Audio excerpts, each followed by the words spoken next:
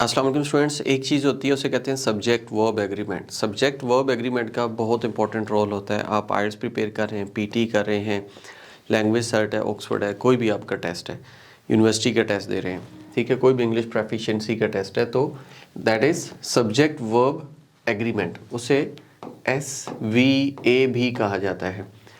It means कि your verb should be according to your subject. If your subject is singular, verb उस हिसाब से होगा. If your subject is plural, तो verb उस हिसाब से होगा. For example, हम बात करते हैं simple present tense की.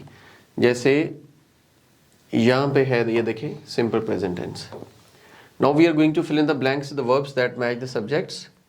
ठीक है, यानी कि verbs और subjects इनकी बात हो रही है. Use the correct form of the simple present tense of the verbs in the, ये जो भी आपके पास ऑप्शंस हैं. हमने क्या करना है, we have to read sentence. After reading sentence, verb आपके पास यहाँ पर given है. We have to put this verb over here. जब यहाँ पुट करेंगे तो हम सबसे पहले देखेंगे सब्जेक्ट. सब्जेक्ट में 3 किस्म के हो सकते हैं हमारे पास. जैसे कि अगर आप प्रोनाउंस की बात करें तो we have first person, second person, third person. First person में singular I, plural we. Second person singular plural दोनों जो है यू है. Third person he she it singular, they जो है ये आपके पास प्लूरल आता है. तो सिंगुलर प्लूरल के हिसाब से हमने देखना है SES हमने कहाँ पर लगाना है. I always go to the school with my brother, तो मैं यहाँ पर लिखूँगा go. I am not gonna write it goes. Goes तब लिखते हैं जब यहाँ पर ही शी इट या सिंगुलर नाउन होता है. The second is mark always. Mark is third person singular. Third person singular mean कि it has like he she it की तरह होता है. तो यहाँ हम verb first form के साथ लगाएंगे S या फिर ES. अब जैसे यहाँ पे लिखा हुआ है go. Mark always go to school with his brother. तो यहाँ हम लगा देंगे goes. Goes क्यों लगाया? Because your subject is singular. तो according to subject we are putting verbs. Next हमारे पास है you dash the answer now. अब यहाँ पर है you knows the answer, you know the answer. चूंकि नाउ और यू इनको आपस में देखना है, तो your you is second person singular भी होता है, प्लूरल भी होता है. तो हम यहाँ पर क्या लगाएंगे, you now. K is silent here. ये चिकन कनौर की तरह नहीं पढ़ना, इसको कनौर नहीं पढ़ना, that is now. After K, whenever there is N, K is silent. भले वो knowledge हो. अच्छा, लुईस जो है सिंगुलर है, the answer to. अब यहाँ पर क्योंकि लुईस थर्ड पर्सन सिंगुलर है, तो when it is third person singular तो हम यहाँ पर लगा देते हैं knows.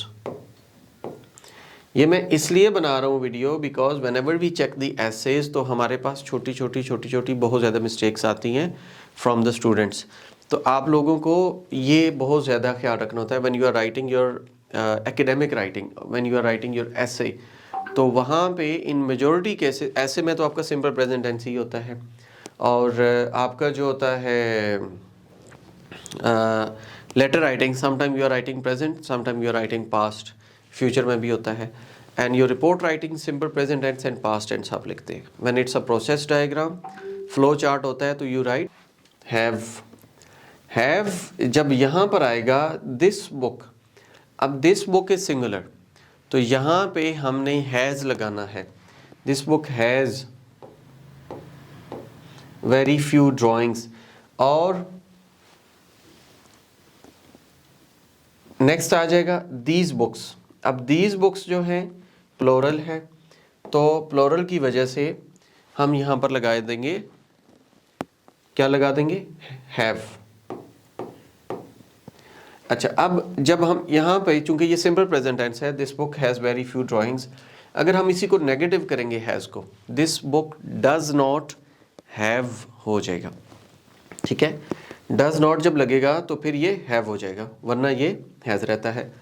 Next is any dash my sister. अब ये जो बी है, टू बी फॉर्म्स हैं, तो यहाँ पर हम लिखेंगे एनी या एन इज माई सिस्टर. ये इज एम आर वाजवर है, ये जो बी वाला है. पैट एंड एलिस, चूंकि वो 2 हो गए हैं, when there are 2 we will be writing ah. are good at English. ठीक है, good in English नहीं, good at English. So this is the way you have to focus on your subject verb agreement. Subject verb agreement पे काम करेंगे तो अच्छे तरीके से आप अपने आंसर्स परफॉर्म कर पाएंगे, अच्छे तरीके से लिख पाएंगे. फिर भी कोई क्वेश्चन है तो you can tell us, you can call us, you can comment in the comment section. Thank you.